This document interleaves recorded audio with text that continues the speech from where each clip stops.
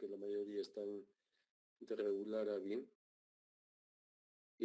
Pero en cuando sea, si hay pocos que tienen dificultad todavía en hacer esto, vamos a seguir.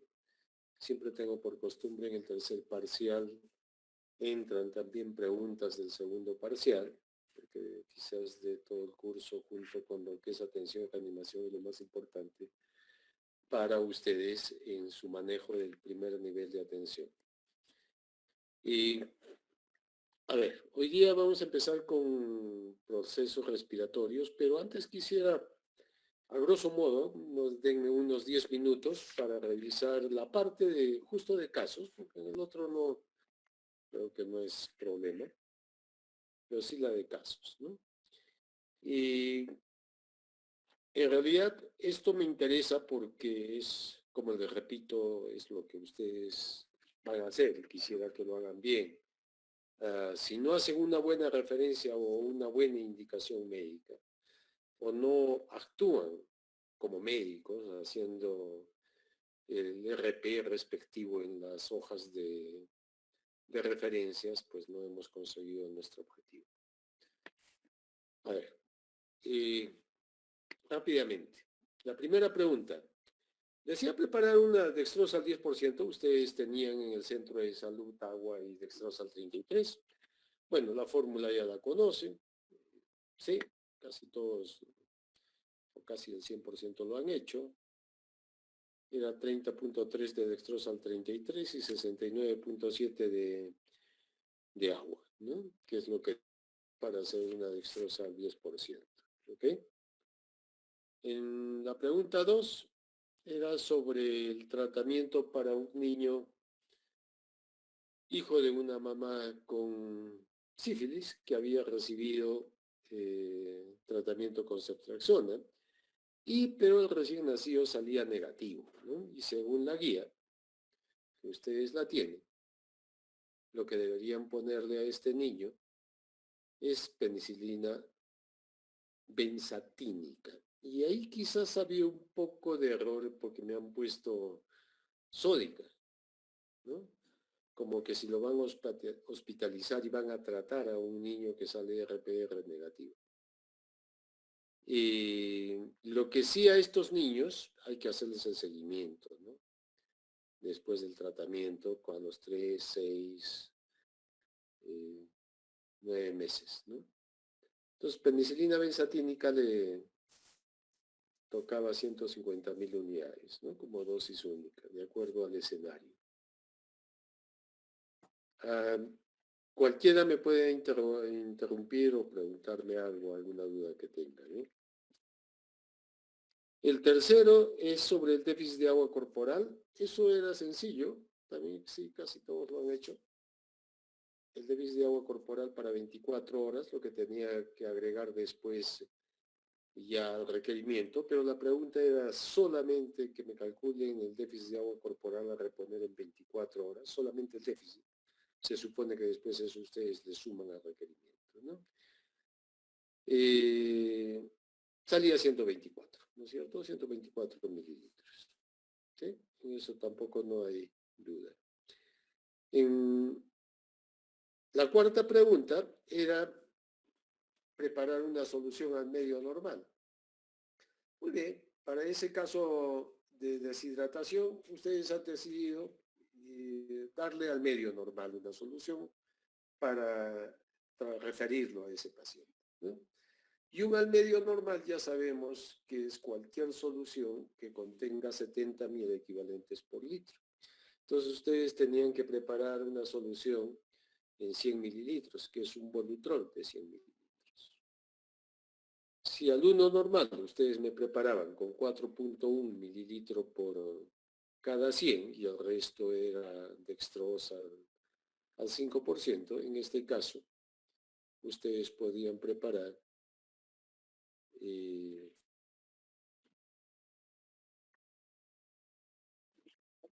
con dextrosa al 5 la mitad de ello, ¿no es cierto? Entonces si era 4.1, era fácil. Era preparar 2.05 con 97.95 mililitros de dextrosa al 5%. Eso es al medio normal. a la mitad de la normalidad, que ustedes ya sabían preparar alumno normal. En la Doctor, pregunta una 5, consulta, doctor. sí, Disculpe, sí, doctor. claro. Doctor, si por ejemplo en la preparación del uno normal se le quería aumentar potasio, ¿también es considerado normal, doctor? No, la normalidad es en cuanto a la concentración de sodio, Frank. Ya, doctor. No tiene nada que ver el potasio, ¿no es cierto? Tú le puedes poner potasio, pero cuando decimos uno normal nos referimos netamente al sodio. ¿Sí? ¿Se entiende, no? Doctor, gracias. A la concentración de sodio nada más. Muy bien, la quinta era sobre los antibióticos. Y ahí para este niño que tenía 3 kilos nos salía siendo la indicación como prescripción sería ampicilina 150 miligramos cada 8 horas, ¿no es cierto? Endovenoso. Y la gentamicina 12 miligramos cada 24 horas, ¿no? A esto en el volumen, ¿cuánto de volumen le pondrían? Era 0,75, que ustedes podrían diluirlo a 2,25 con los 50 miligramos por mililitro mínimo que debe tener esa dilución. Y la gentamicina en volumen para sacar de la ampolla, acordémonos que cada ampolla es 2 mililitros, salía 0,3 mililitros. Entonces acá también sí tengo más de la mayoría que ha contestado, ¿no? En el caso hay dos preguntas que era lo clásico que hemos revisado siempre en clases, en cuanto a la referencia para un niño de 3,200, usted lo va a referir, ahí les estaba dando una libertad, ¿no es cierto? ¿Qué dextrosa me podrían poner para ese niño de 15 días? El volumen para ese niño de 3,200 era 120 por kilo, ¿no es cierto? Y ahí salía 384 mililitros. Ahora, ustedes podían haberlo referido de acuerdo a su criterio clínico, a su criterio médico, con un BIC entre 4 a 6. Para ese volumen, ustedes tenían la opción de poner una dextrosa, una concentración de dextrosa entre el 5%, que le salía 4,16, y hasta 7,2%, ¿no? Si querían cerca al 6. ¿Cuánto de sodio? Su sodio normal, ustedes podían poner de 1 a 3 mil equivalentes por kilo día, o sea, nada es estricto, por lo tanto ponían ponerlo desde 0,94 mililitros hasta 2,82 mililitros, que es un miel equivalente por kilo hasta 3 miel equivalentes por kilo. Y el potasio igual, ustedes podían ponerlo de 1 a 2 miel equivalentes por kilo. Si lo han hecho así, pues hay los rangos que están en las respuestas que yo considero, ¿sí? En el 7, bueno, es más o menos parecido, para un prematuro, en este caso de 34 semanas, de 3 días. Entonces ustedes tenían que administrarle más o menos ahí para el tercer día 90. Por ejemplo, hay unos que han considerado, ya tiene 3 días y le voy a calcular 100. Ok, perfecto, no hay problema. Si han pensado de esa manera, pero lo están razonando. Y le han sacado por 100 por kilo. Y la mayoría sí me lo ha puesto 90 por kilo. No hay ningún problema. Como les digo, es el criterio. El hecho de que están ustedes en el rango de los volúmenes. Igual, hay el sodio de 1 a 3, de 0,58 a 1,7, y el potasio también de 0,74 a 1,48, ¿no? Y todo el volumen le pasaban a 7,6 mililitros hora, su velocidad de infusión. Igual es sencillo. El número 8 era un niño de 10 días de vida, de 2,400 en shock. Entonces la pregunta era, antes de administrar inotrópicos, ¿cómo sacamos al shock a este niño? ¿Qué dice? Porque acá sí ha habido diferentes respuestas. Fluidoterapia, doctor. ¿Ya? ¿Pero cómo le administramos? Es prematuro a 10 mililitros por kilogramo. Si es un prematuro hay que tener cuidado, un niño que tenga bajo peso, ¿no? Ir con cuidado siempre. Lo que se aconseja es 10 mililitros por kilo por día. ¿Y la velocidad en cuánto tiempo?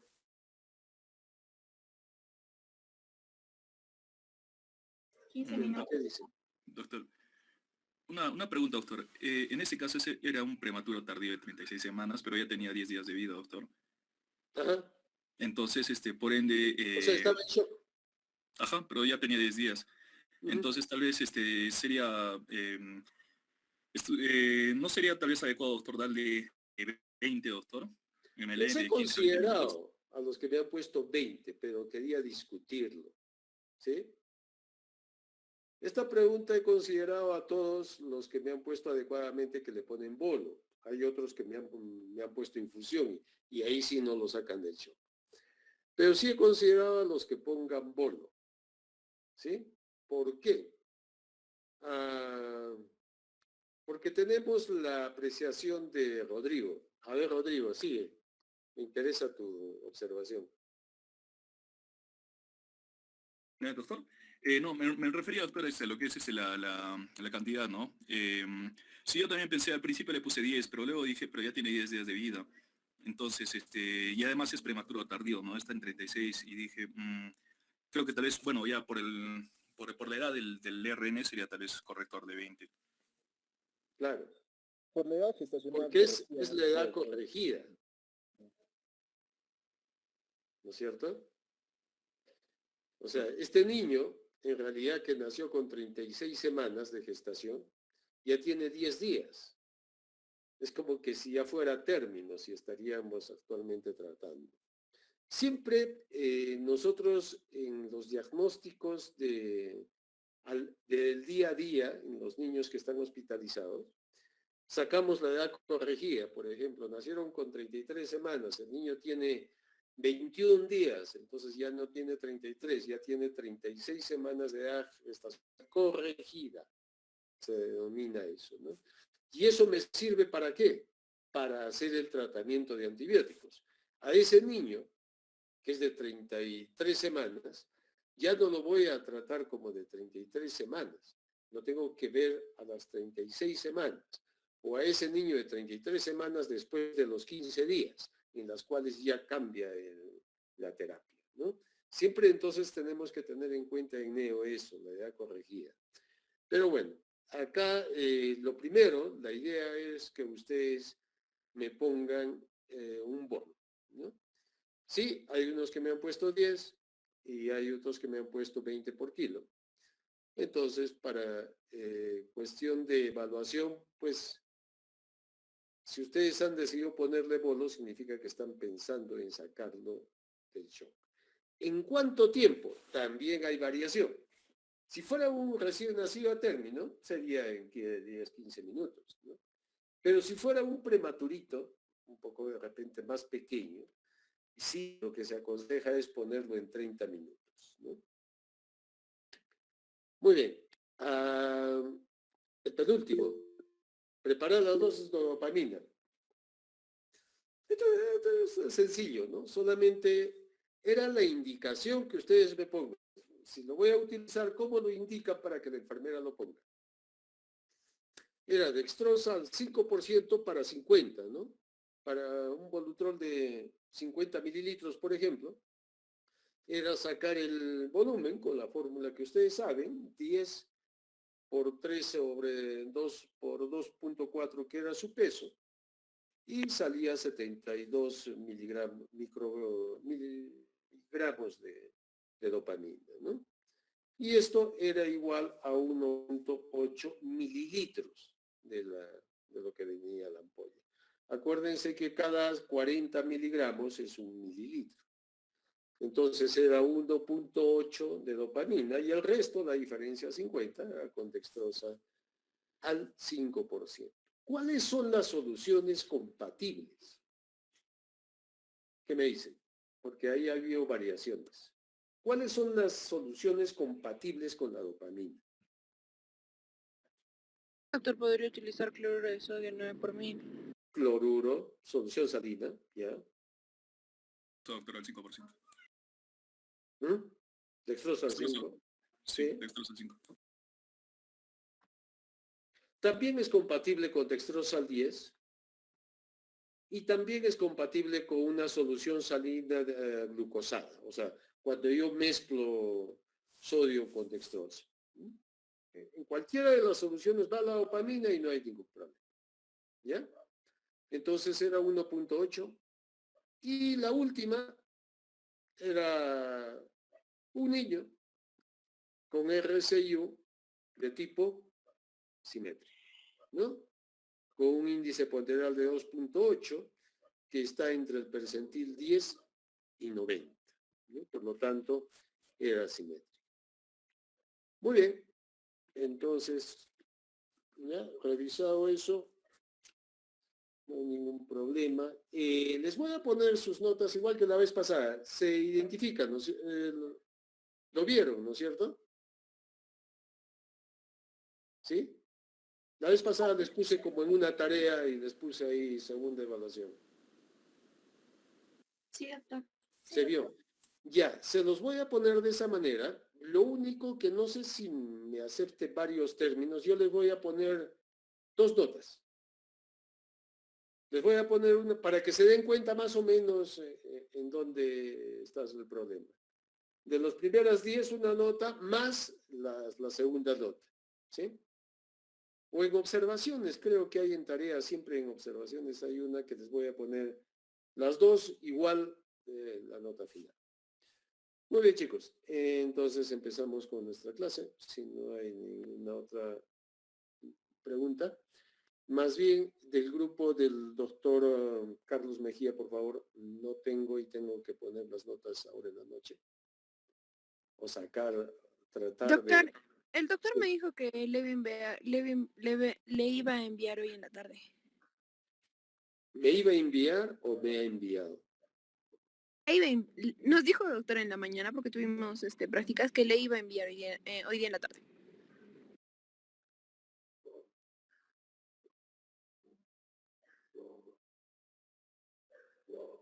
De todas formas, doctor, yo le puedo No, recordar a Carlos. no hay todavía. Ya, doctor, yo le voy a hacer... Bueno, pero creo me han dicho que tengo opción hasta mañana para poner los promedios, porque todavía me falta evaluar sus trabajos. Pero que lo haga hoy día, ¿ya?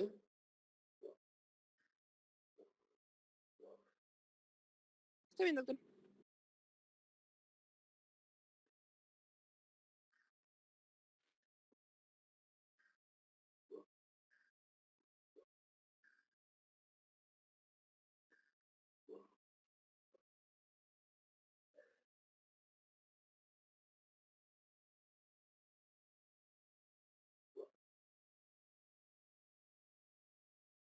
Doctor, disculpe una consulta.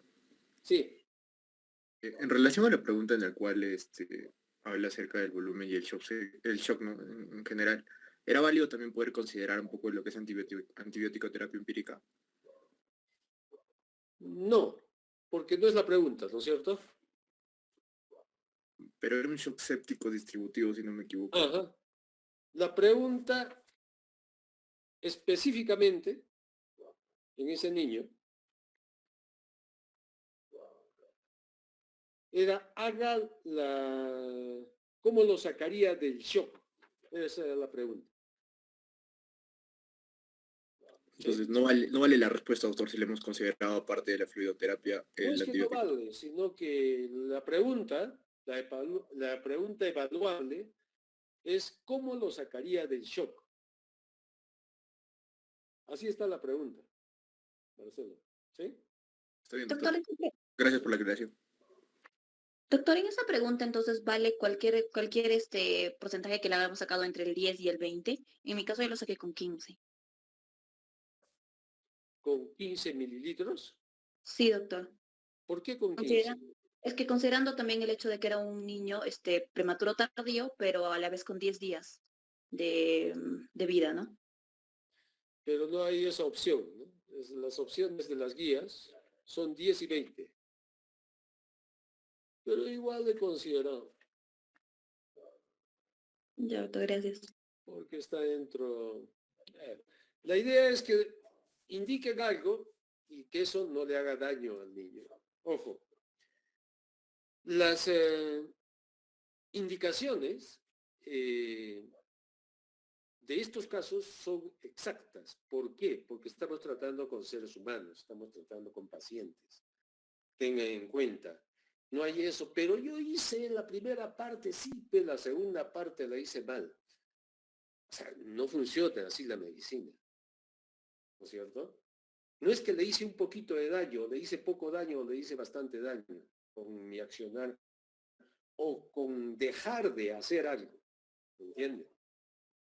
En medicina somos, o se hace bien las cosas, o hacemos daño, o actuamos con negligencia. Entonces, si la indicación está que ese no le va a hacer daño a ese paciente, ok, tengan cuidado siempre cuando se haga una indicación. ¿Ya?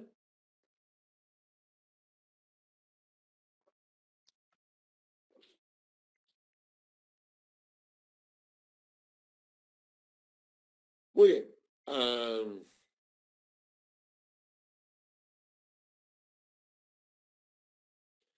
Vamos a empezar con todo lo que es ahora problemas respiratorios.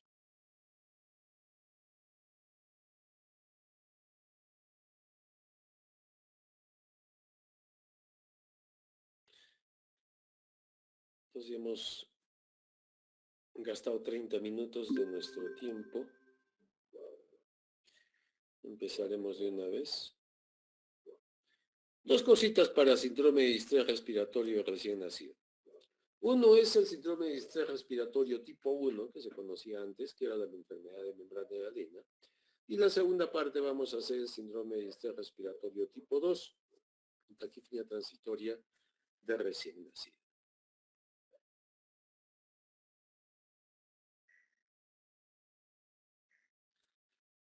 Entonces, la enfermedad de membrana hialina o síndrome de distrés respiratorio tipo 1 es propio preferentemente de los prematuros.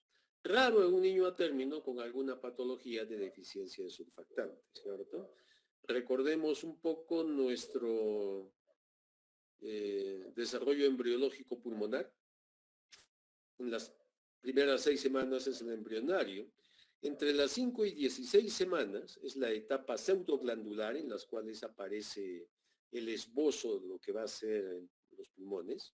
Entre la semana 16 y 24 semanas es la fase canalicular, en las cuales se forman los bronquios primarios y algunos secundarios. De la semana 25 a 38 es la parte sacular, donde se van a desarrollar los alvéolos, ¿no? Los acinos alveolares. Y de la semana 38, y oscila entre 2 hasta los 8 años de edad, sigue el desarrollo alveolar. ¿No? El pulmón de un niño, en el promedio de los casos, es hasta los 5 años, ¿no? Pero con ese intervalo de variaciones. Es por eso que los niños menores de 5 años frecuentemente sufren de infecciones respiratorias, ¿sí? Estas infecciones respiratorias son mucho más mientras más pequeño sea el niño. Entonces acá tenemos los gráficos de las 24 semanas, como está el desarrollo pulmonar a las 26 y después de las 26 en las cuales se comienzan a formar ya los sáculos, ¿no? La enfermedad de membrana hialina es un cuadro sindrómico, ¿no? Principalmente, como les dije, el prematuro, que se inicia desde el nacimiento y conforme avanzan las primeras horas, el niño va aumentando su dificultad respiratoria. terminando en un acné entre los 2 a 3 días, entre las 48 a 72 horas, como que llega a una fase máxima de estrés respiratorio, y si pasa eso, pues va mejorando poco a poco, ¿no? Esto se produce por una deficiencia o inactivación de surfactante. Deficiencia es cuando hay una falta de producción. Eso está relacionado básicamente por el desarrollo pulmonar en los prematuros. Y la inactivación muchas veces es por patologías asociadas. Por ejemplo, una hijo de mamá diabética, ¿no? En las cuales hacen membrana hialina, pero más es por la inactivación por la insulina, ¿no? Por la hiperinsulinemia que tiene. O también en casos de asfixia o en los casos de aspiración de meconio, en los cuales se inactiva y se consume más el surfactante. Por eso muchas veces en aspiración meconial hacen tratamiento también con surfactante. Y estos cuadros, por déficit de surfactante, van a dar una serie de alteraciones a nivel de los gases arteriales, con hipercapnia, hipoxia, acidosis, ¿no? Y que estos van a aumentar la resistencia vascular pulmonar. Quiere decir que los vasos pulmonares que se deben dilatar se contraen, persistiendo una hipertensión pulmonar.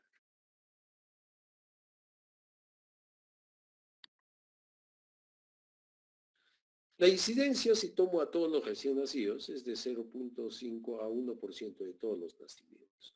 Si tomo solamente a los prematuros, o sea, a todos los niños menores de 37 semanas, es 10%. Ahora, dentro de los prematuros hay una gran diferencia de acuerdo a la edad gestacional. Por ejemplo, un niño de 36 semanas o más, 2%.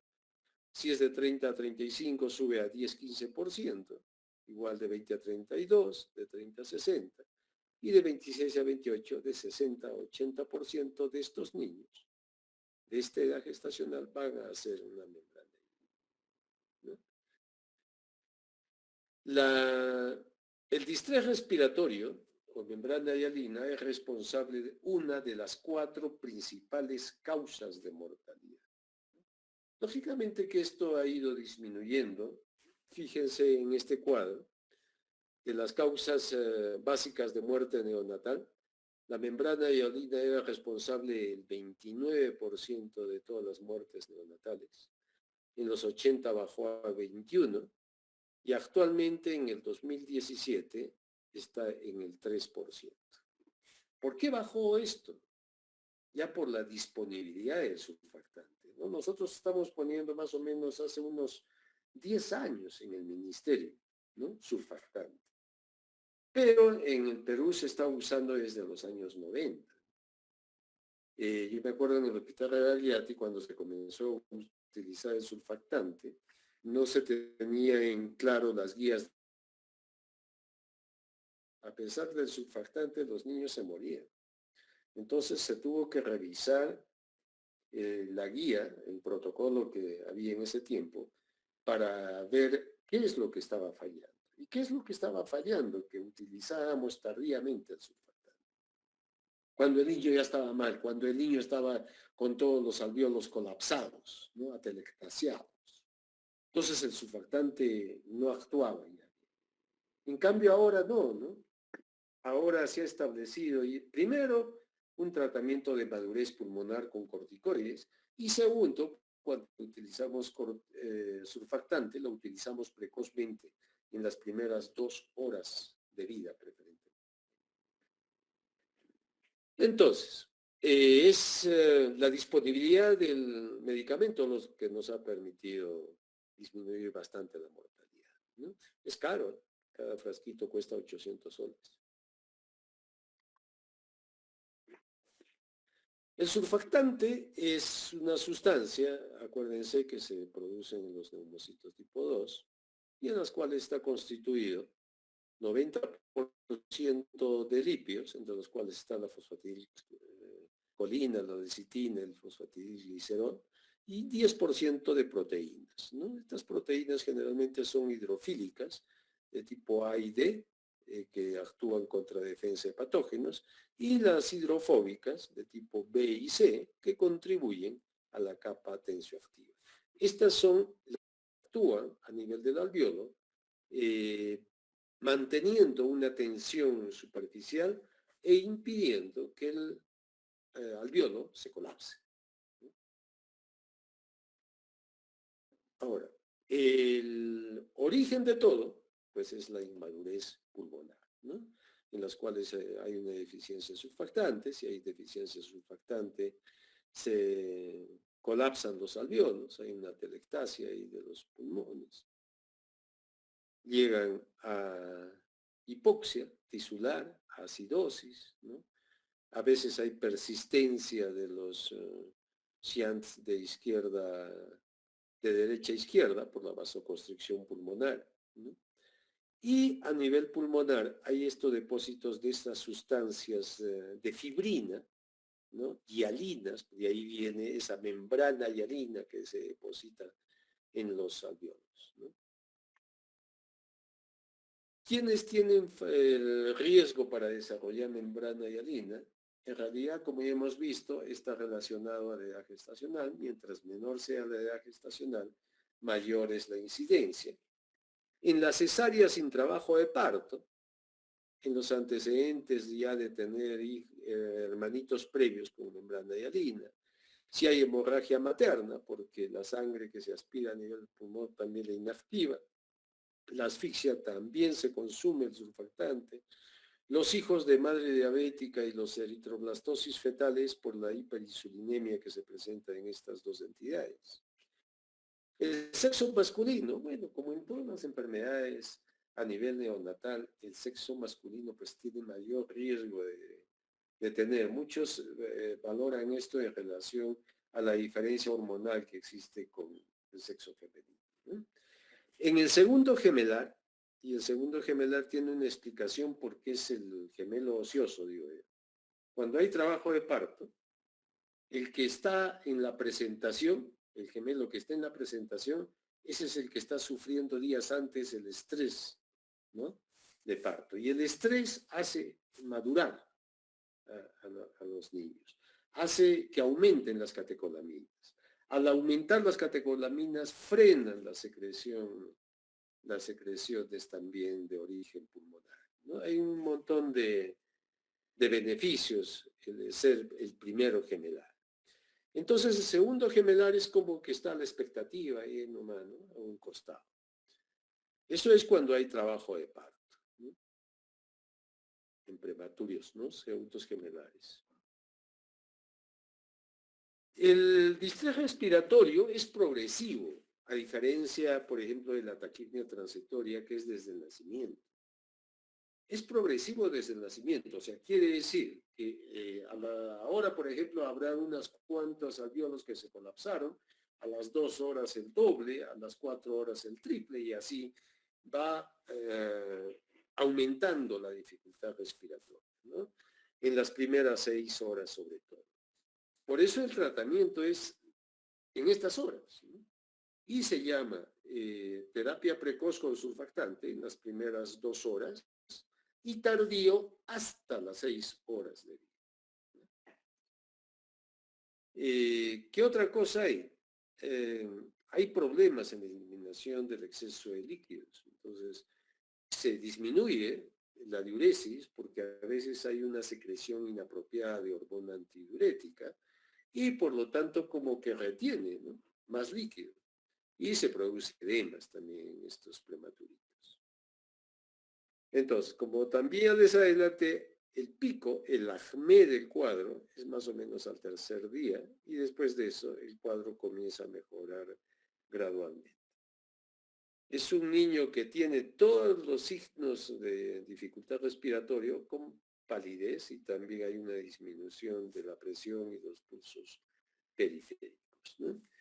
Todos los signos de dificultad respiratoria, polifnia, requerimiento mayor, cada vez mayor de oxígeno, disminución del murmullo vesicular, el diámetro anterior-posterior del tórax está disminuido, hay gruñidos o quejidos respiratorios. Hay retracciones intercostales que están acá abajito y también subcostales, que es lo que ven este niño acá. ¿Eh? Retracciones sifoideas se va a ver en esta parte de acá. Mientras más prematuro, sí se ve más la retracción sifoidea, ¿no? Cianosis, que es, fíjense, está cianótico, ¿no? Y una serie de estertores a nivel del pulmonar con la auscultación, sea crépitos o subcrépitos, ¿no? El test de Silverman es un test que crearon allá por el año 1956 de estos dos doctores, Silverman y Anderson, y fue creado para la dificultad respiratoria producido por la inmadurez pulmonar, o sea, específicamente era para membrana hialina. Y después este test ya se utiliza para todos los distrés respiratorios. Pero tengan en cuenta que un niño, por ejemplo, a término, sí, pues no tiene retracción, ¿no? ¿Por qué? Porque tiene ya el tórax mucho más desarrollado a diferencia de un prematuro. Entonces, este test tiene 5 parámetros: movimientos tóraco-abdominales, tiraje intercostal, retracción sifoidea, aleteo nasal y el quejido. Y de acuerdo a la presentación o no de estos, o leve o intenso, o grave, pues le ponemos los valores de 0, 1 y 2. Y de acuerdo a esto, le vamos a clasificar. Si es 0, pues bueno, eso es lo normal. Si es de 1 a 3, es un síndrome de distrés respiratorio leve y el pronóstico es bueno. Si es un test de Silverman de 4 a 6, es un distrés moderado y el pronóstico es grave. Estos necesitan ya un manejo, un tratamiento, una referencia. En cambio, estos leves de 1 a 3, ustedes en el centro de salud todavía lo pueden observar, porque muchos de estos pues no pasan de ahí, ¿no? Y si es de 7 a 10 ya es severo. Estos son niños generalmente para intubar y que estén en ventilador mecánico. Y estos de 4 a 6 acá pueden ir con CPAP, ¿no? Referirlos con un CPAP. Y estos que tienen de 0 a 3, pues con oxígeno a flujo libre o con una cánula nasal o un casquito de oxígeno. Ya vamos a aprender a utilizar eso. Otro de los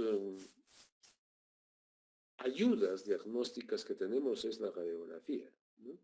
Hay algunos centros de salud en los cuales ustedes de repente van a tener equipos de rayos X y pueden tomarle una radiografía. Si bien es cierto, yo hago el diagnóstico por clínica, la radiografía me permite clasificar el grado de membrana hialina que tiene. Y acá les voy a presentar los 4 grados radiológicos que tenemos. En la radiografía, como ven, hay una imagen muy leve retículo granular, muy fina. Hay un poco de broncograma. Fíjense, no sé si se mira, si se llega a ver en sus... Bueno, es que yo lo tengo acá nítido, pero no sé qué tanto les llegue a ustedes en su computadora. Como unas rayitas negras, ¿no? ¿Sí? Eso se llama broncograma aéreo, ¿no? Que se ve acá, solamente en el pulmón, no sobrepasa más allá, ¿no? Solamente acá abajito. Y más o menos, fíjense, la transparencia pulmonar es más o menos adecuada, ¿no? En cambio, en el grado 2, fíjense este punteado blanquecino que hay, que es lo que llamamos imagen en vidrio esmerilado. Es una ya imagen retículo granular extendida a ambos campos pulmonares. Y también se ve el broncograma aéreo acá, ¿sí? Hay broncograma, esas rayas negritas en las cuales queda atrapado el aire. Y este ya sobrepasa la silueta cardíaca, hacia acá, ¿no? Se ve negritos acá, que es ya lo que el aire no puede pasar mucho a los alvéolos, porque ya muchas zonas de estos ya están con atelectasias, ¿no? Ya está colapsado. Este es el grado 3, en las cuales estos imágenes de condensación micronodular ya confluyen, es como que se juntan ya varios, y ya se ve mayor opacidad, ¿no? Ahí también el broncograma es más visible, fíjense estas rayitas negras que vienen ahí, y hasta acá. Y ya se borra un poco la silueta cardíaca, ¿no? Eso es un poco difícil de identificar. Hay un borramiento de la silueta cardíaca, ¿no? Ahí está difuso, ahí donde está el corazón. Y en la parte 4, fíjense, prácticamente no hay la silueta cardíaca o cardiotímica, ¿no? El timo está por acá arriba. Eso es como que la condensación es en ambos campos pulmonares por igual, ¿no? Como que no se ve ya entrada de aire a los campos pulmonares, ¿no? ¿Sí? Y bueno, miren, es mucho más la imagen del broncograma, ¿no? Estas rayas negras que se miran, que dibujan ahí los bronquios, ¿no? Que es como que la presión del aire se queda ahí, ¿no? En los bronquios ahí. Es bastante evidente el broncograma, pero se borran, ya no puedo distinguir. Acá es difuso, ¿no? Hay un borramiento, pero acá desaparece completamente la silueta, no se puede distinguir el pulmón de la sombra cardiotímica. Igual acá igual pueden poner primero, segundo, tercero, cuarto. Este es un niño, por ejemplo, en las cuales estaba con más o menos 3, ¿no es cierto? Se ve algo de pulmón. Están las imágenes del broncograma. Se le ha puesto surfactante y a las 2 horas del surfactante se le toma su radiografía y fíjense cómo ha mejorado, ¿no?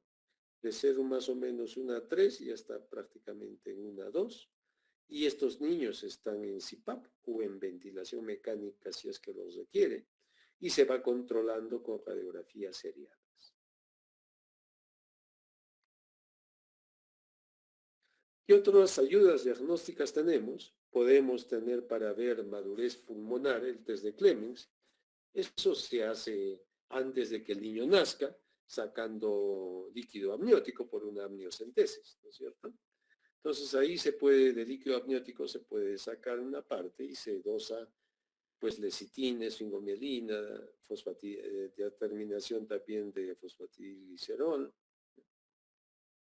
Y bueno, después de que nace ya tenemos la radiografía y los gases en sangre para ver la insuficiencia respiratoria. Diferenciemos lo que es dificultad respiratoria a insuficiencia respiratoria. Cuando me escuchen hablar de dificultad respiratoria, me van a entender que es un niño que tiene trabajo respiratorio, que tiene cianosis, que tiene tiraje, que tiene retracciones, aleteo nasal, quejido, ¿no? Ese es una dificultad respiratoria. Pero cuando hablo de insuficiencia respiratoria, es que no se puede mantener los valores de presión arterial, de oxígeno y de CO2 en valores normales. Y eso lo determinamos mediante un análisis de gases arteriales. Entonces, para ver el dosaje de lecitina-esfingomielina, la relación de lecitina-esfingomielina, hacemos una amniocentesis, eso lo hace el ginecobstetra, y lo somete a una prueba de laboratorio. Si es menos de 1, está inmaduro, quiere decir que no hay cantidad suficiente de surfactante. ¿Por qué lo determinamos acá? Porque acuérdense que el pulmón va produciendo el líquido pulmonar y va eliminando, ¿no? Va contribuyendo al volumen de líquido amniótico. Entonces, todo lo que se produce en el alveolo, incluyendo el surfactante, se va eliminando hacia el líquido amniótico. Entonces, ahí yo puedo dosar los fosfolípidos, ¿no? Y cuando ya sea mayor a 2, ya decimos que ese embarazo está maduro, ¿no? De que ese niño no va a tener problemas de distrés respiratorio. A nivel anatomopatológico, esto es ya si el bebé ha fallecido, lo que se va a identificar son estas, primero se ve como esta consistencia, ¿no? Como una hepatización del pulmón, ¿no? Y esto se da por una congestión a nivel de los capilares interalveolares, o sea, de todo lo que rodea a los alveolos, y la dilatación también de los linfáticos, ¿no? En las cuales hay una serie de secreción hialina alrededor del alveolo, que está ya colapsado, ¿no? Entonces, ¿qué criterios tendríamos para hacer el diagnóstico? Primero, que sea un niño de riesgo, que inicie precozmente el problema respiratorio y comience a agravarse paulatinamente conforme pasen las horas, que tenga una radiografía compatible, que tenga un requerimiento de oxígeno más allá del 0.35 de fracción inspirada de oxígeno, o sea, FiO2, o lo que es lo mismo, más del 35% de oxígeno, ¿no? Que mantenga la signología respiratoria por lo menos 48 horas. Porque, ¿qué es lo que pasa? Hay muchos niños, por ejemplo, la vez pasada me llamaron de Urubamba, que tenemos un niño con dificultad respiratoria, que tiene 35 semanas, ya, mándenlo. Okay. Ese niño ha llegado más o menos a las 4 horas de nacido, y cuando llegó al hospital no tenía ningún signo de distrés respiratorio. Entonces, ¿qué pasó?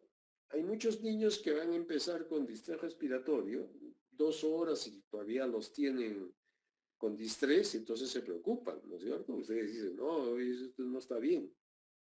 Pero hay niños que hacen trastornos de adaptación prolongada, o sea, es una adaptación más prolongada, que a veces lo único que necesita es calor, porque muchas veces, dependiendo del ambiente, se enfrían, y la hipotermia me da signos de distrés respiratorio, y el niño comienza a desaturar, ¿no? Lo ponen en su incubadora, le ponen su oxígeno ambiental, lo observan y miran en las primeras 2 a 4 horas cómo va, ¿no?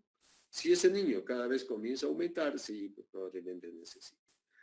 Pero bueno, como estaba cerca, nos los refirieron rápidamente, pero el niño llegó muy bien al hospital, como para regresarlo nomás con su mamá. Entonces puede haber eso. Pero si es una membrana hialina, sí, no va a mejorar en pocas horas, ¿no?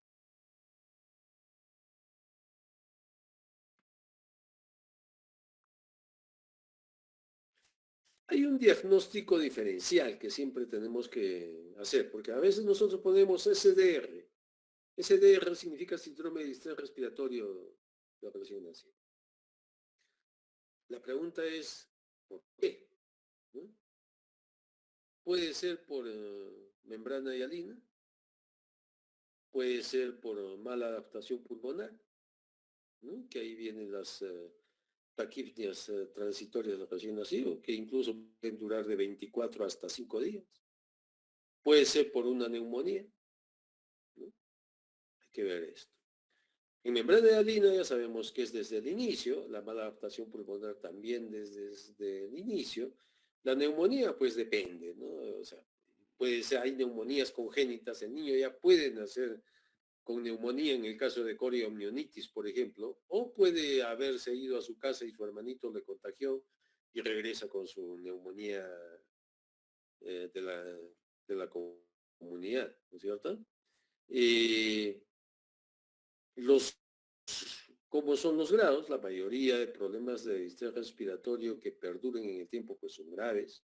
Siempre hay que hacer ese diagnóstico diferencial con una radiografía además, ¿no? Si bien es cierto, el cuadro clínico pueden ser muy parecidos, pues los antecedentes y la evolución y la radiografía pues nos hace hacer la disquisición diagnóstica, ¿no?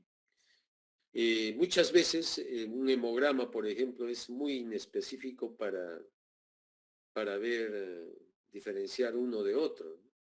Pero sí, y si no tenemos una radiografía, pues la clínica es la que nos va a hacer el diagnóstico, con los antecedentes, ¿no?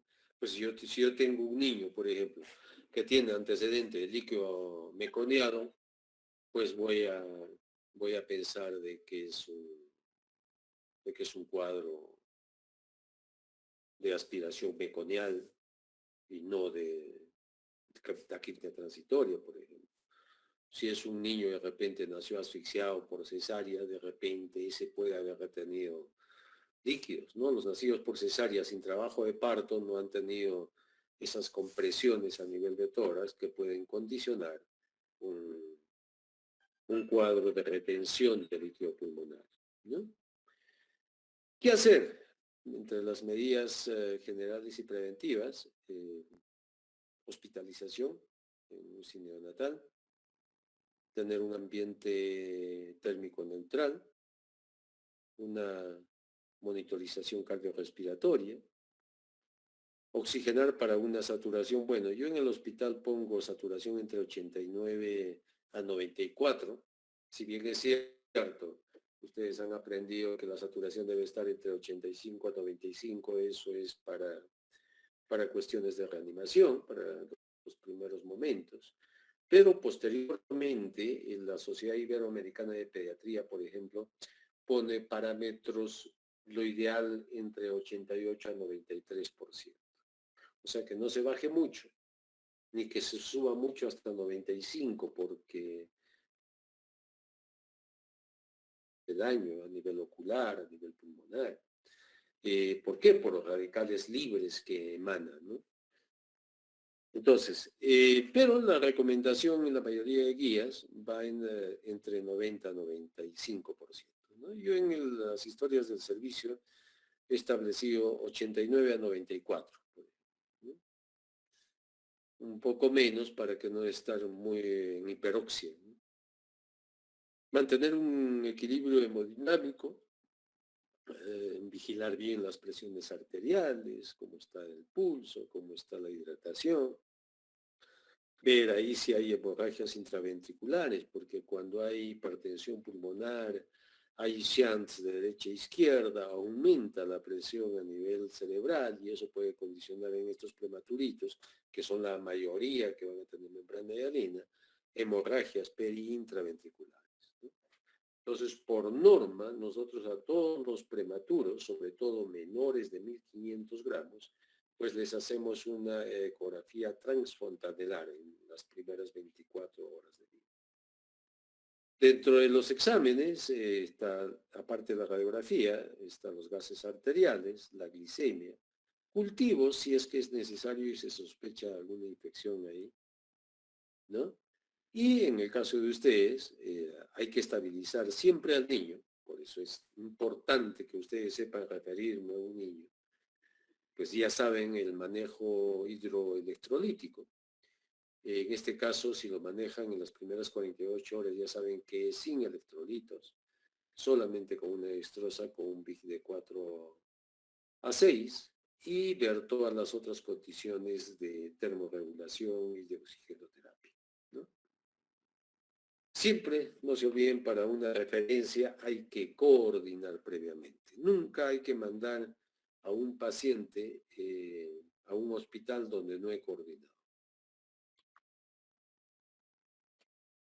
Hay varias fases en las cuales tenemos que intervenir nosotros. En el hospital, pues mayormente no tenemos problemas, nosotros no vemos a las mamás, pero ustedes en el centro de salud, pues sí van a ver todo, porque ustedes van a ser de primera instancia médicos generales, ¿no? Entonces, hay un tratamiento con corticoides, generalmente con betametasona. El esquema de betametasona es una ampolla de 12 miligramos cada 24 horas por 2 días, ¿no? O sea, 2 dosis. Betametasona, 12 miligramos, toda la ampolla, cada 24 horas por 2 dosis. Ahí decimos que está el feto madurado. O dexametasona, 6 miligramos cada 12 horas por 4 dosis, también en 48 horas, en 2 días, el manejo, ¿no? De dexametasona. 6 miligramos cada 12 horas por 4 dosis. Ahora, esto ha cambiado un poco, ¿no? La Asociación Americana de Ginecobstetricia hace años cambió el esquema. Antes era desde los 24 a los 34 semanas. Pero se ha visto que en la semana 35 y 36, si es que nacen, todavía es importante el riesgo de membrana hialina. Entonces, como que lo han ampliado, ¿no? Desde las 23 hasta las 36 semanas, o sea, todos los prematuros. Si ustedes tienen una amenaza de parto prematuro, lo primero que me tienen que hacer es maduración pulmonar con corticoides. Puede ser que los corticoides no solamente tienen una ventaja para disminuir la membrana hialina, también se ha demostrado que un poco disminuye las hemorragias cerebrales y también disminuye la incidencia de enterocolitis necrotizante. O sea que induce mayor maduración, ¿no? En general. Eso a la mamá, ¿no es cierto?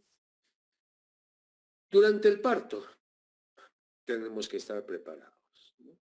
Sabemos que un prematuro, por ejemplo, el 30% de ellos nacen deprimidos, ¿sí?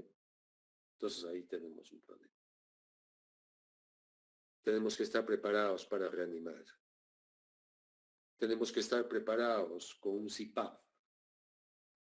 Lo ideal para un niño, sobre todo menor de 1500 gramos, que pueden nacer con distrés respiratorio, es que tengamos listo, armado un CPAP para desde el momento ponerle la presión y evitar que se estén colapsando, porque desde el nacimiento se colapsan.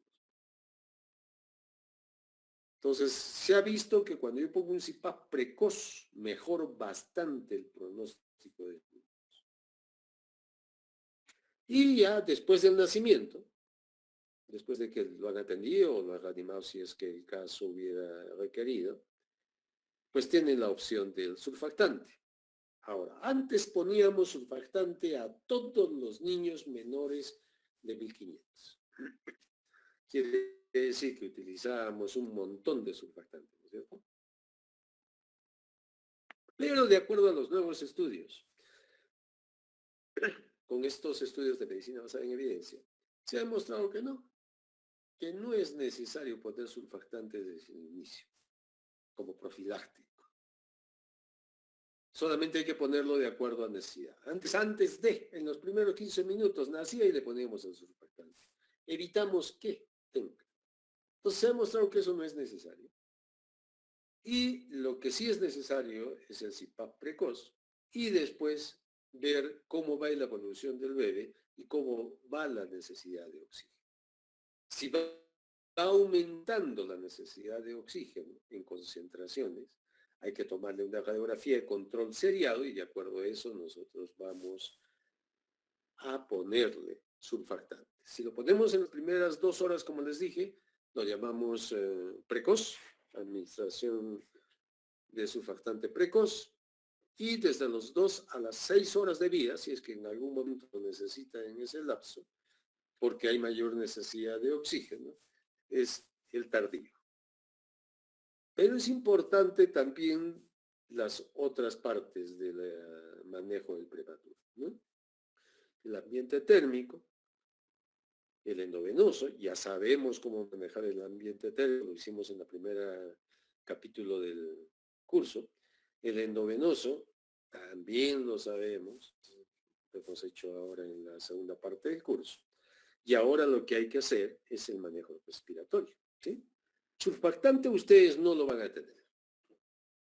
¿Cuál sería la mejor manera de referir a un prematuro antes de que nazca? O sea, si están frente a una amenaza de parto prematuro, refieran a la madre. Es lo mejor, que ese prematuro nazca en el hospital. a que nazca con ustedes y no van a poder administrar surfactante porque no lo van a tener. Entonces, el manejo respiratorio va en base al surfactante, va en base al CPAP, o al oxígeno a flujo libre, o a la ventilación fecal.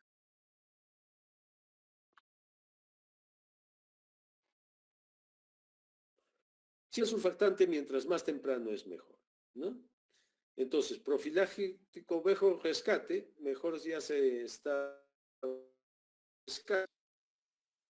en las primeras 2 horas. Y como les digo, le hemos dejado el profiláctico para niños muy pequeñitos, ¿no? Esos niños menores de 1000 gramos, menores de 28 semanas. Entonces ya no podemos el de 1000 a 1500, lo observamos con su CPAP, con su oxígeno y cómo se comporta. Ahora, la mayoría de estos bebés en los cuales ha recibido la mamá maduración pulmonar, pues nos va muy bien. El problema es esos niños en los cuales no ha recibido maduración pulmonar. Eso sí me pueden hacer más membrana hialina en esas edades entre las 28 a 32 semanas.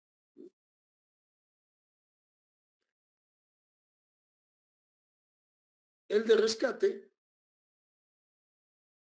ya está cuando está establecido el cuadro. Entonces el temprano lo hacemos en las primeras 2 horas y el tardío entre las 2 a las 6 horas. ¿Cuál utilizamos nosotros? ¿Cuál es el que nos está comprando el Ministerio de Salud? Es este. ¿Sí? Es el Survanta, es de origen bovino, de un extracto de pulmón bovino.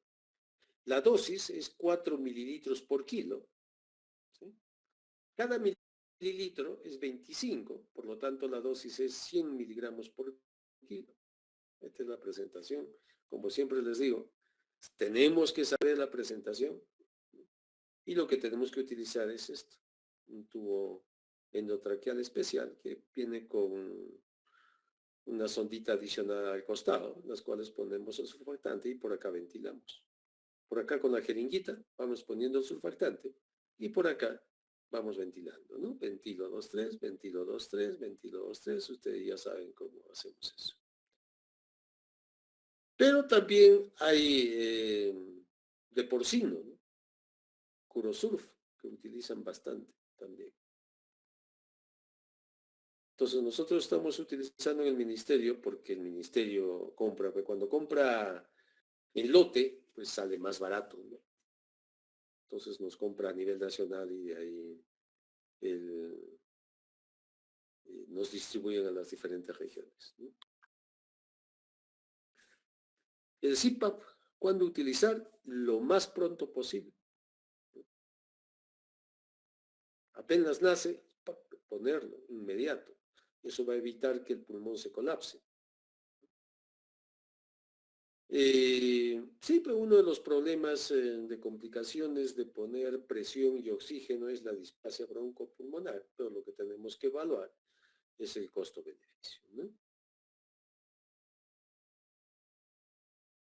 Siempre el poner surfactante es un tipo de ventilación no invasiva que es mucho mejor que intubar y ponerlo en una máquina para que la máquina le ayude a respirar.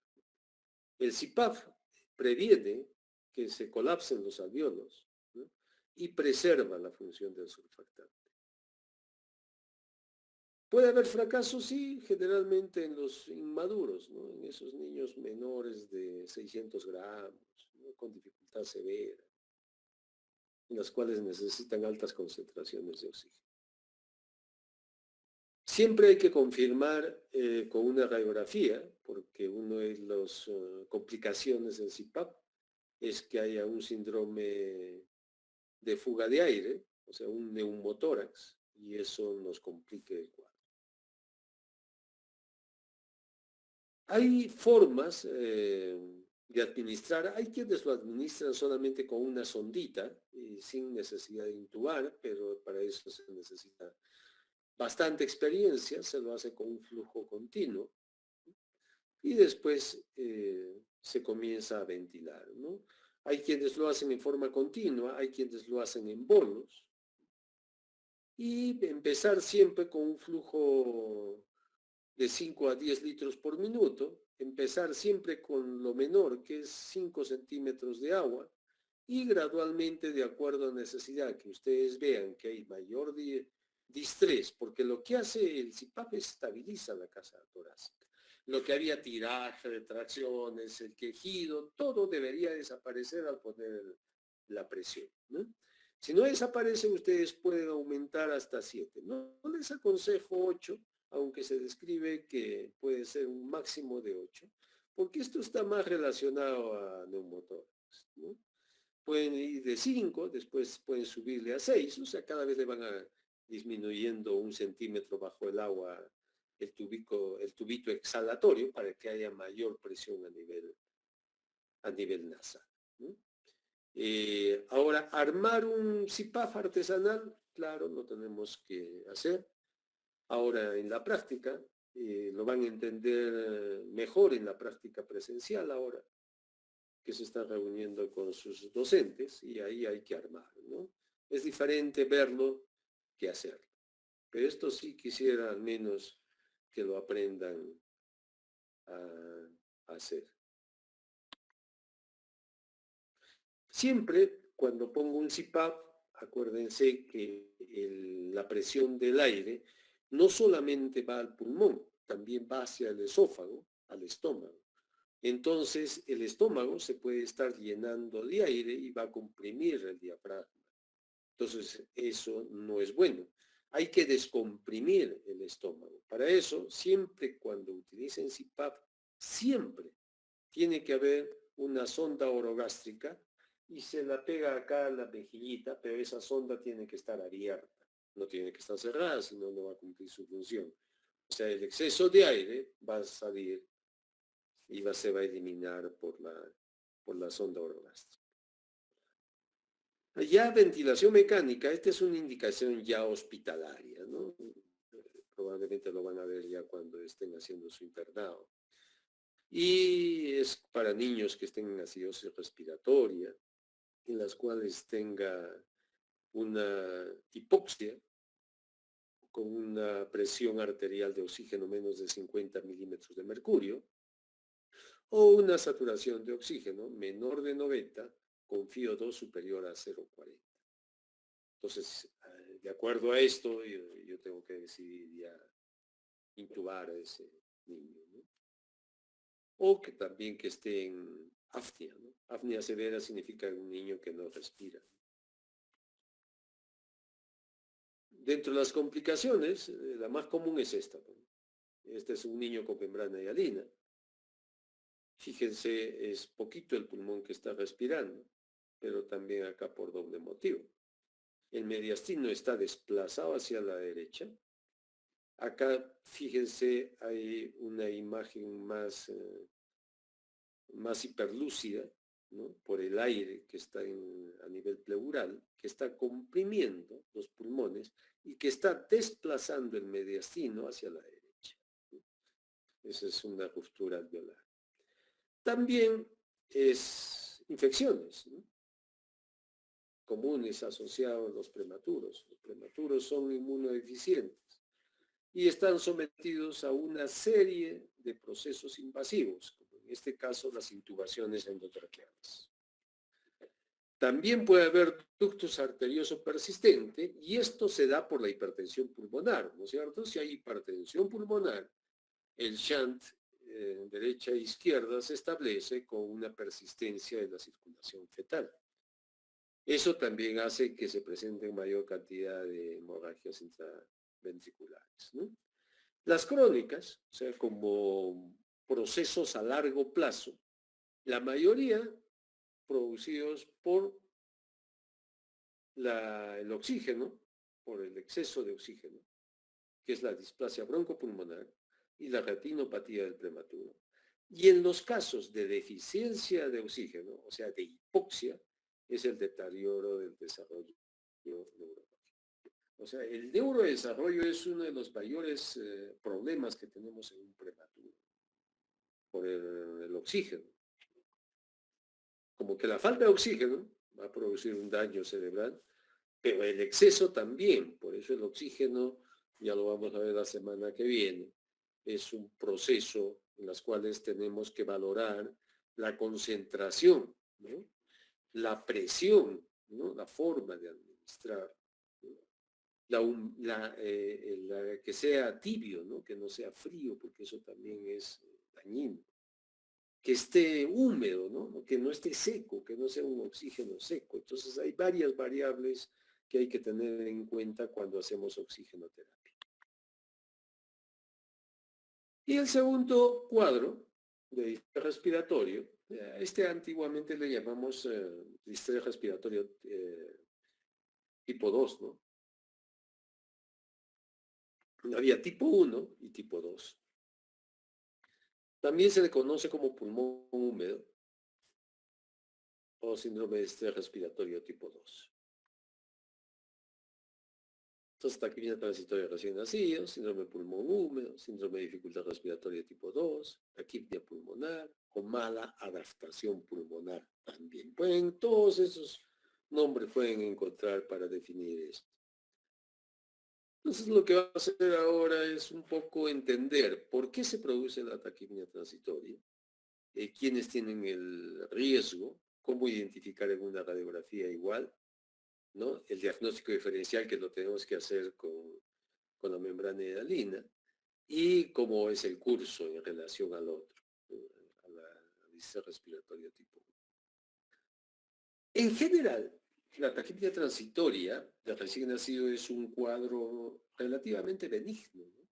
No se nos debe morir un niño con esta patología. Y es mucho más frecuente, lógicamente, que la membrana hialina. Es una enfermedad benigna, autolimitada, obstructiva, de niños a términos cercanos a término, por parto vaginal o parto por cesárea, ¿no? Desde el momento de nacimiento empieza el cuadro clínico, ¿no? A diferencia de membrana hialina que hemos dicho que es progresivo, ¿no? Es un distrés respiratorio de nacimiento que va aumentando conforme avancen las horas. Esto es desde el nacimiento, ¿no?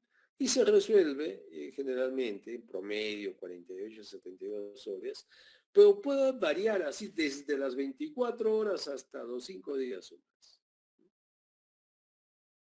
¿Cuál es la característica de este distrés? La taquipnea se caracteriza por una frecuencia bastante elevada. En la mayoría de los casos son respiraciones por encima de 80 por minuto, ¿no? Entonces, y a veces llegan a 100 o más respiraciones por minuto, acompañadas de retracciones, ruidos respiratorios, cianosis, ¿no? Y radiológicamente, pues hay imágenes a veces a nivel iliar de condensación o de sisuritis, por las cuales se denomina pulmón húmedo, ¿no? La incidencia 0.5 al 2.8% de todos los partos, ¿no? Fíjense. Por eso le digo, es mucho más alta que una membrana hialina. Y si tomamos a los de parto por cesárea, de 1 a 30, hasta el 30% de los partos por cesárea. Sobre todo, esta variación va en relación a si esa área tuvo trabajo de parto o no. Me dejo entender. Hay muchos niños, sobre todo a nivel de hospital, que las cesáreas son de emergencia. O sea, esa mamá estuvo en trabajo de parto, pero se presentaron problemas durante el trabajo de parto y decidieron que vaya a salir a operación. Y hay otros casos en los cuales la cesárea es programada. Quiere decir que no se espera el trabajo de parto, no es de que hay cesárea. Por ejemplo, en clínicas, ¿ustedes creen que es de emergencia o programada? Son programadas, ¿no? Porque ahí van a un acuerdo entre el ginecólogo y la mamá, generalmente los familiares. Entonces, los que no tienen trabajo de parto tienen mayor riesgo de no hacer toda la transición fisiológica o toda la adaptación a nivel pulmonar. Me refiero sobre todo a la eliminación del líquido pulmonar, ¿no? que ocurren por 3 vías, ¿se acuerdan? ¿Cómo era? El trabajo de parto ayudaba a que una parte se vaya por la boca. Las catecolaminas, que aumentaban al final del trabajo de parto, permitían que se frenen las secreciones. La bomba sodio-potasio ATPasa, que favorecía el paso de líquido a nivel linfático, ¿no? ¿Sí? Había vías, ¿no?, que favorecían. Pero por X motivos puede que no haya esto, ¿no? Si no hay trabajo, pues no va a haber un aumento de catecolaminas, el líquido se sigue produciendo hasta el final hasta el momento del parto. Lo ideal es que las catecolaminas que se producen días antes, incluso de un trabajo de parto normal, vayan frenando y vayan disminuyendo ya la producción de líquido a nivel pulmonar.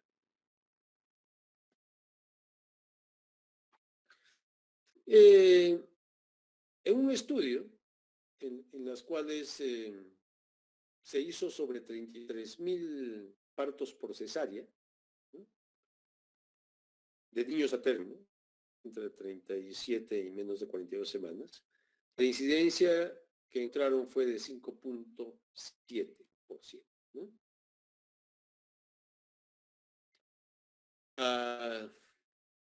¿Por qué se produce? Hay un edema pulmonar transitorio, ¿no? ¿Por qué es este edema pulmonar transitorio? No se elimina, no se reabsorbe el líquido pulmonar, sobre todo al sistema linfático pulmonar. Entonces ahí interviene la bomba sodio-potasio ATPasa, ¿no? Ahí interviene también el cloro, ¿no?, las bombas de cloro. Entonces, esto es consecuencia de cualquier proceso que pueda aumentar la presión venosa central, ¿no?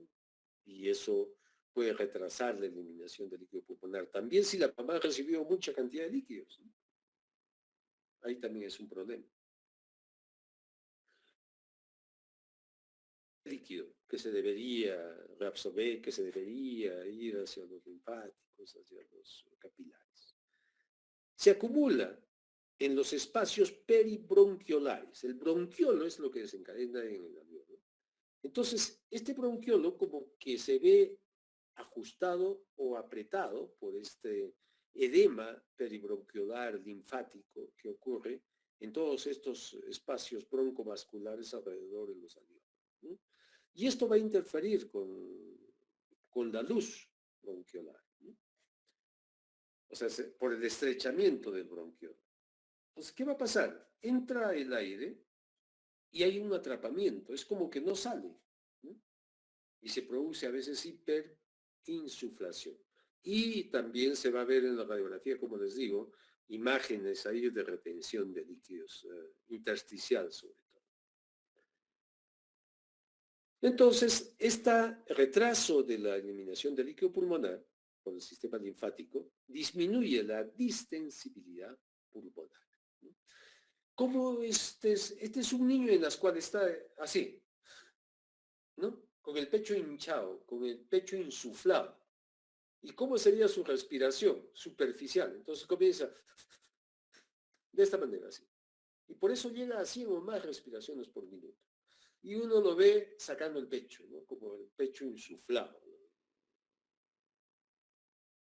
Hay cierta inmadurez también, se dice, en algunos niños han identificado que hay cierta inmadurez del pulmón, por eso es donde no elimina también bien el líquido pulmonar. El neonato desarrolla esta taquipnea para contrarrestar el aumento del trabajo respiratorio. O sea, al disminuir la distensibilidad pulmonar trata de compensar, ¿no? Y la asociación a una cesárea, como ya les adelanté, probablemente se deba a que hay una menor secreción de catecolaminas, ¿no?, en los que no han tenido un trabajo de parto.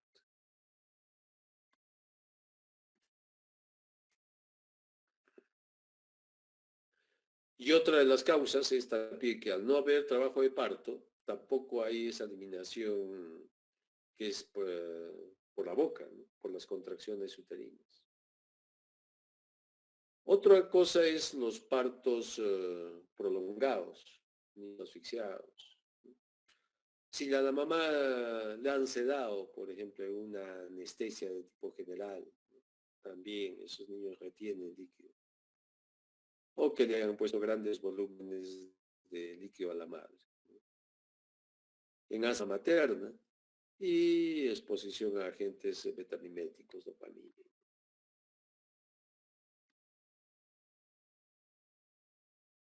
Estos son los factores de riesgo en cuanto a los niños a término de morbilidad.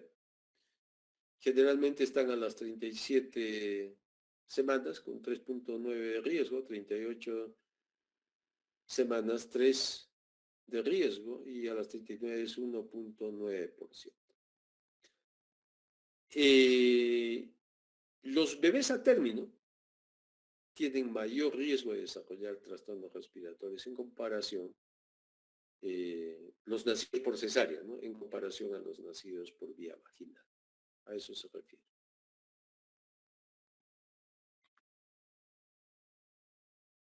Otras causas es la asfixia, el retraso de pinzamiento del cordón, esos son los partos domiciliarios en los cuales demoramos más de 3 minutos y sigue pasando sangre, entonces el niño tiene mayor volumen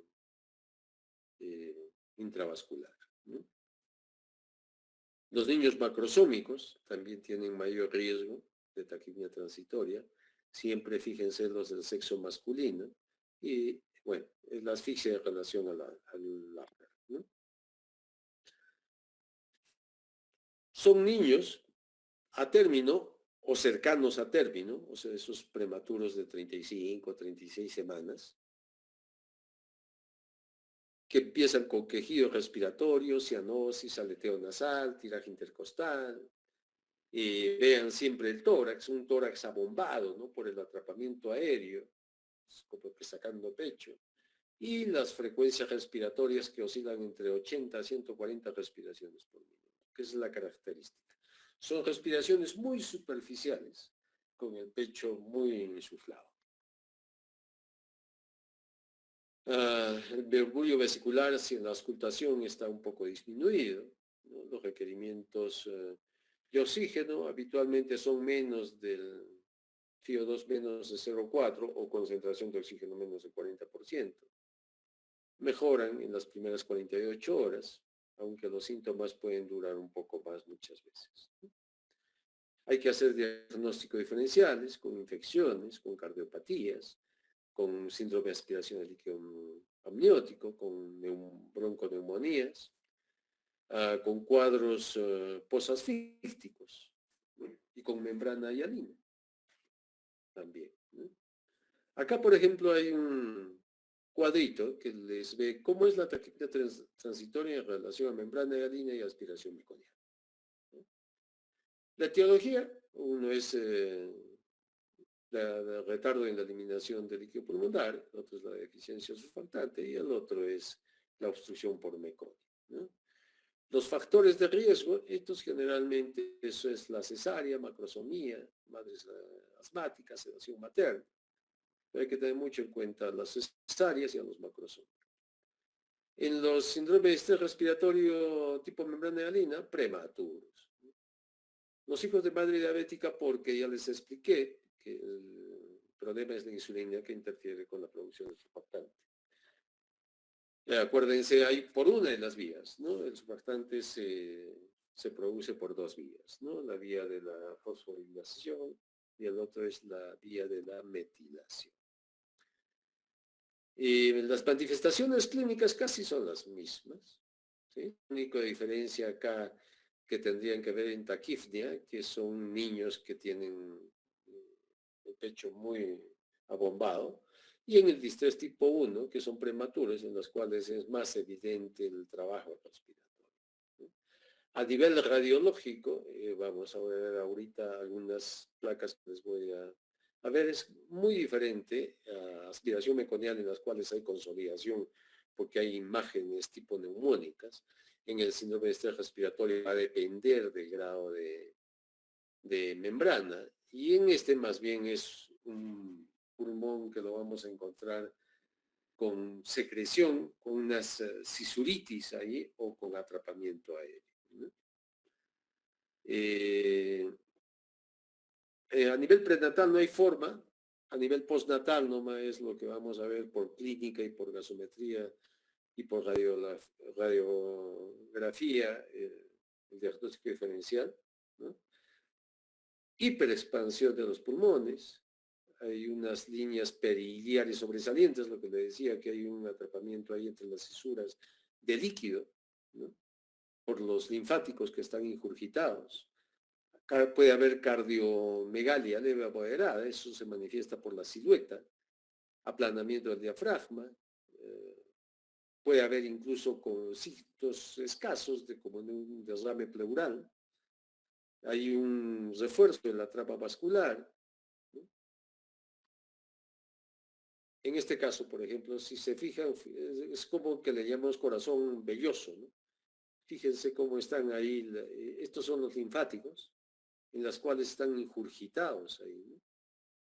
Y acá incluso entre el lóbulo superior y medio, fíjense, hay una imagen acá, ¿no? De un derrame ahí, que sería una cisuritis, ¿no? Hay una colección de líquido acá entre los lóbulos, ¿no? Muchas veces, como les digo, puede haber derrame pleural, y eso se va a identificar acá, en el seno costodiafragmático. Puede haber edemas alveolares, ¿no? Es típico de un corazón velloso, es una forma de verlo, ¿no? Esta sería la cisuritis, ¿no? Muchas veces se ve refuerzo de la trama bronquial, ¿no? Con hiperinsuflación, ven los espacios intercostales horizontalizados, igual, fíjense, el diafragma no tiene las curvas, está casi plano ahí, ¿no? O en este otro, en las cuales se ve más la retención como está hiperinsuflizado. Hay una insuflación, ¿no? De los pulmones más de lo normal, ¿sí? Y acá se ven las cisuritis, ¿no? Y aumento de la trama acá, por los linfáticos, ¿no? Y atrapamiento aéreo. Acá se ve algo de, poquito de derrame, ¿no? Acá. Igual acá. Está hiperinflado. Se igualan los diafragmas, casi a la misma altura, medios planos, ¿no? Y se ve pues casi aumento de la silueta cardíaca, ¿no? Es otra de las características.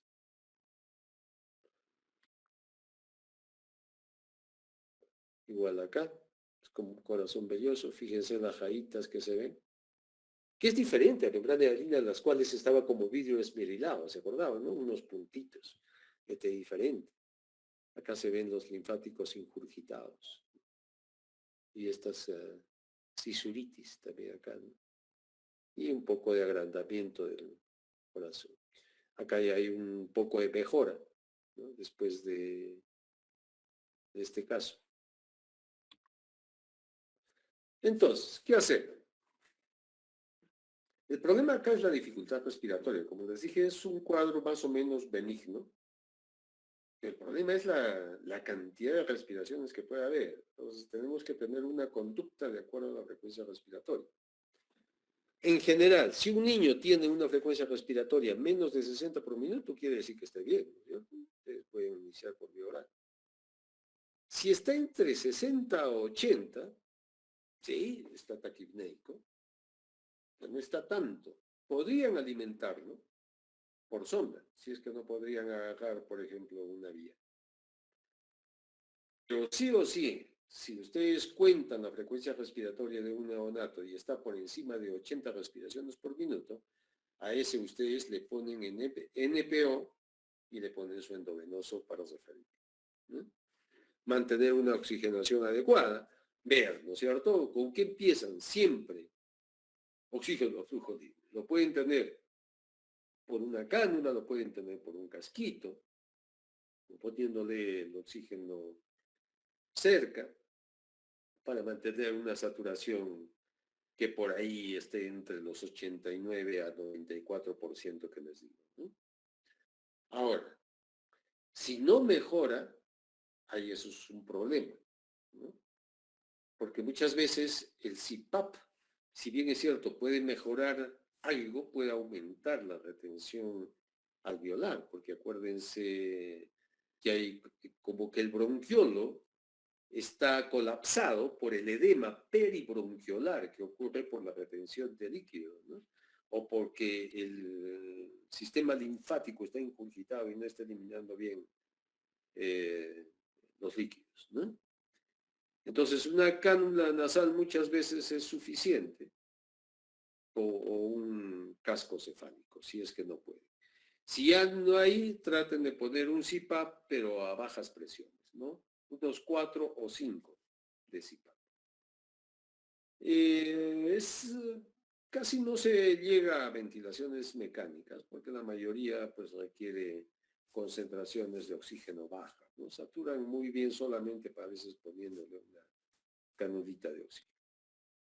El pronóstico es muy bueno, el cuadro es autolimitado, benigno, no se ha visto que haya problemas a largo plazo, no se ha visto que haya secuelas a nivel pulmonar ni a nivel neurológico tampoco a largo plazo. ¿Por qué? Porque son niños generalmente a término, prematuros, cercanos de término, ¿no? De 34, 35, 36 semanas. Muy bien. Eso es todo lo que les quería comentar por ahora. Si tienen alguna pregunta, alguna intervención.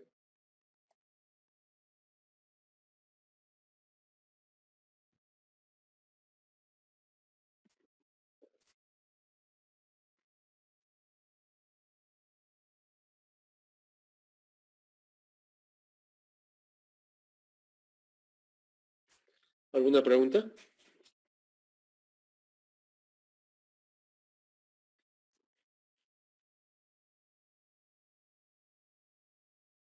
Chicos, ¿están ahí? ¿O no leyeron sobre distrés respiratorio? De verdad, me olvidé preguntarles a ustedes antes.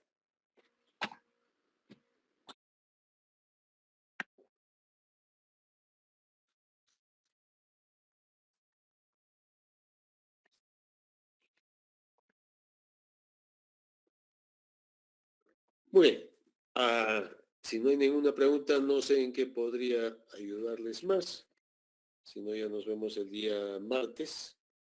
A las 5, por favor, Ale, con el grupo.